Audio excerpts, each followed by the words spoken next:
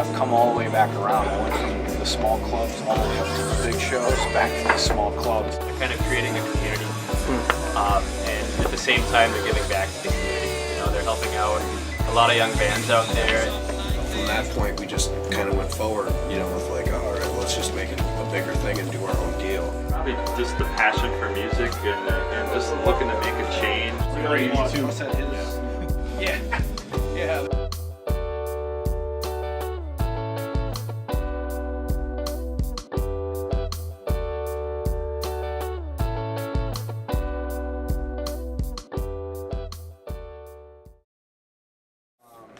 Got into the record store, something I always wanted to do, and basically just went and combined all that together, all the music, so we could do live bands, we could do records, sell music, do the whole thing.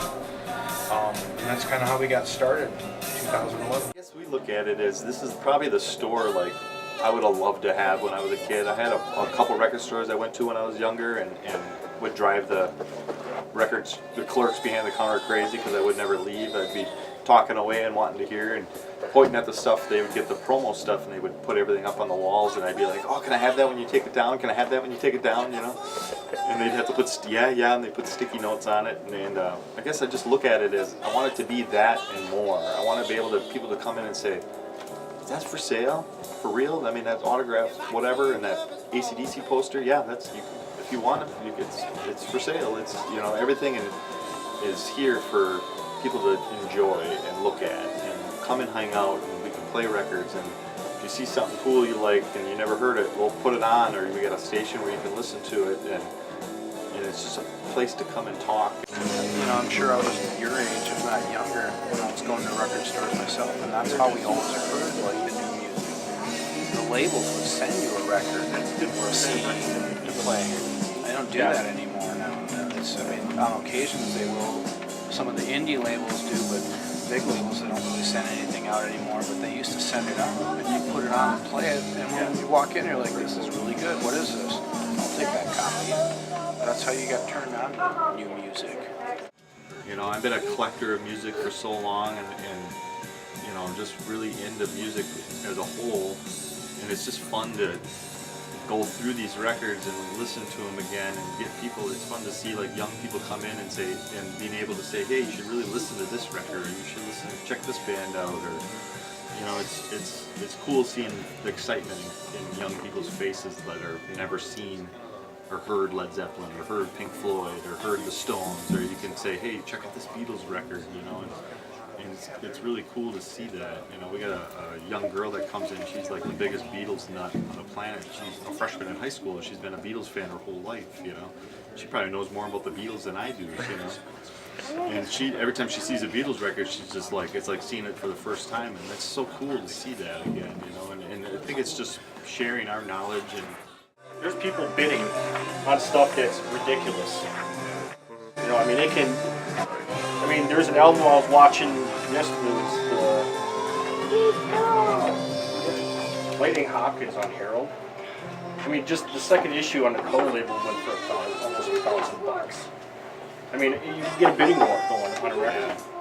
Very easy to and especially if you go through an auction house, then it really gets out of it. Because then you got collectors all over the world looking for it. There's something about putting the needle down on the vinyl and listening to it. It's just such a better sound. Yeah, it's overall just that awesome memory of vinyl and music in general, you know. I mean, when I had vinyl when I was a kid and then the CDs came around, I kind of switched like everybody else did. And CDs are the greatest new thing, you know. And always still had my records, didn't play them forever, and kind of got back into it as the last few years. And a few calls here and there. Do you have this album in stock? No? Would you like a copy of it? It's in your band. And those are labels because I think they're feeling the hit of bands like Dead Modern Villain recording their music their way, putting it out, and they're actually selling it. But there's a lot of bands like Vintage Trouble and some of those, they don't have a label, and they're selling thousands of copies of their album. I think the labels are catching wind of that again and getting back to the, you know, hopefully they do get back to the old school way. I think vinyl now is I just think it's part of kind of a cool culture, and people are it's kind of hip thing again, and you know, the collectability is there, and the enjoyability of playing them, and you know, there's all types of people that just want to listen to the music, you know, rather than the collector. I think it's a little bit of both, and it's just awesome to be able to share that with people again. I got a few customers that they smell the record before they even like would look at the vinyl. They open it up and it's something of it's just that it brings back memories. It's something about it, you know. And Years ago, is that they used to produce, you know, when one came out, they used to produce hundreds of thousands of them. You got, you know, somebody just would buy a record, it was $4 at the time, and play the hell out of it and toss it, and then go buy another one. And then as soon as CDs started coming in, then, you know, most of those records either started getting thrown out or tossed around at Goodwills, and then next thing you know, they're starting to become obscure. What makes the record valuable is rarity. kind of be a good 8 to 10,000 records here that are just on the floor right now. And surprisingly enough, we kind of remember off the top of our head what's here. But to be a full count of everything, boy. You know, local Green Bay bands trying to support original music, bringing in touring acts, getting people to come in and see things that maybe they've never seen before, giving them, you know, options and hoping that they have an open mind and they want to come out and check out music. It's free. You can't beat the price. It's free. You know, come on out. It's all ages. They're done early, so it's, you know, I can't think of a better way. Come on out and see different music. A lot of the local bands have been reaching out to us.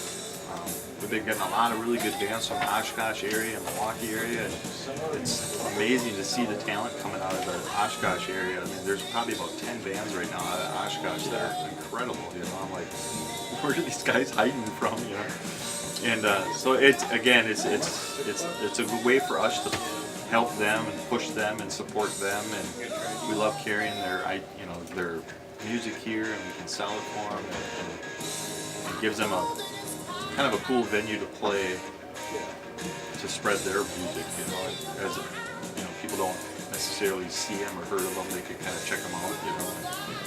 And then the young kids, a lot of them kind of been catching wind, and the news spreads, so they come in and ask us, you know, what does it take to play there?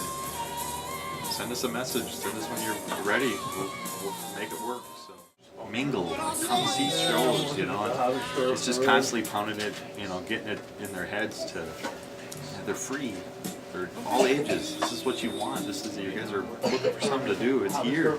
Come, you know, get out of your house and come check it out, you know.